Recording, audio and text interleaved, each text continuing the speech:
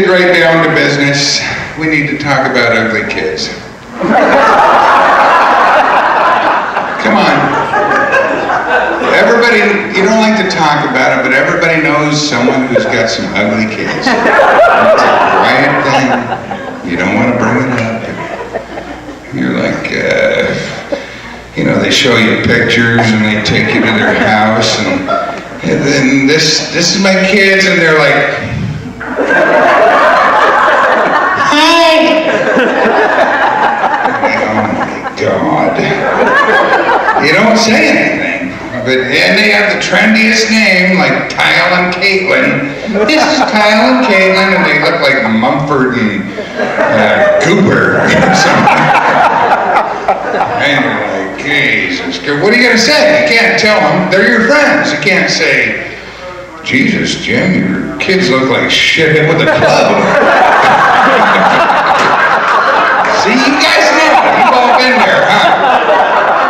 There's got to be ugly kids. If there were not ugly kids, how can you compare the good-looking kids to anything else? Like, you go to, those are ugly kids, these are good-looking, and you know the difference.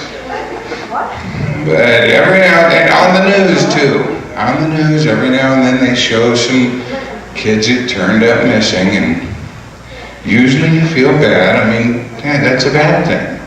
But then you see these ugly fuckers.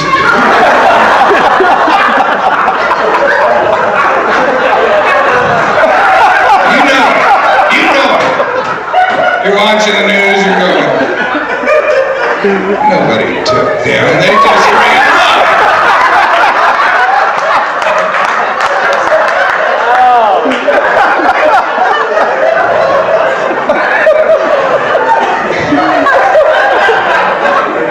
You know I don't even know. And you'd like to see the news, be honest, too. You'd like to see them asking the reporter asking the cop, do you think this was the work of a predator? And the cop's like, well, these kids were pretty fucking ugly.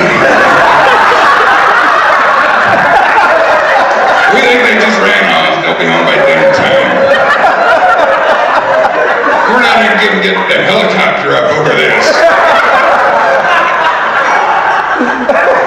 And they're always back, just like a big old ugly fucking boomerang. Oh, they're bad.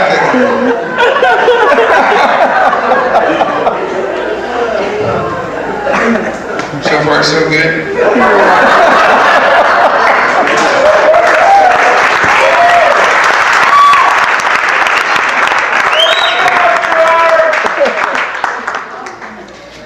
Well, these gays can get married in California now. Good for them. I hope they do better than we did.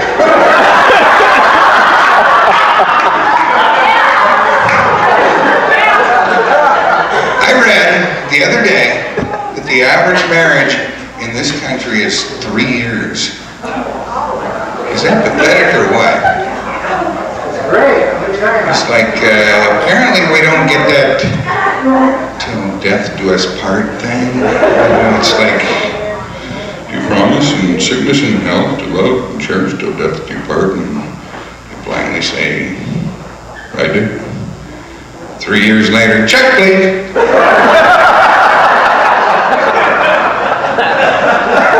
That's sad. I think we need to, maybe change the check part or the I do part to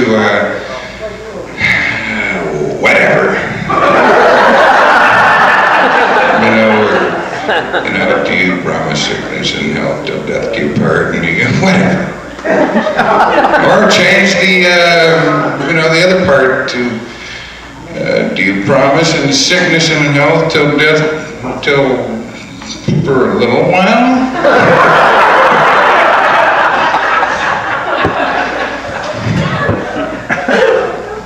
I do know some people who've been married a long time. I got some friends who've been married like 20, 25 years, and God bless them. I respect it.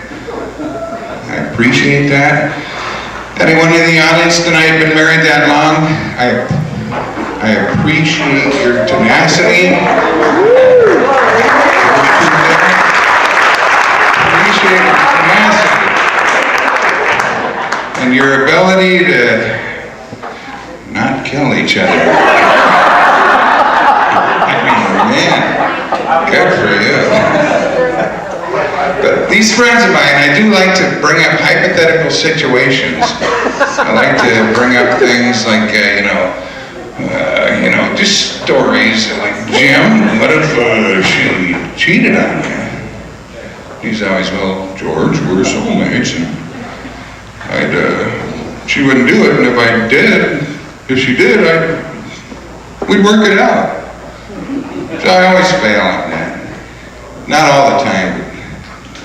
Next one, I'll go, well, what if you have to change her diapers every day for the rest of her life? I love her that much, George, I'd do it. Okay. Then I gotta bring out the nuclear weapon.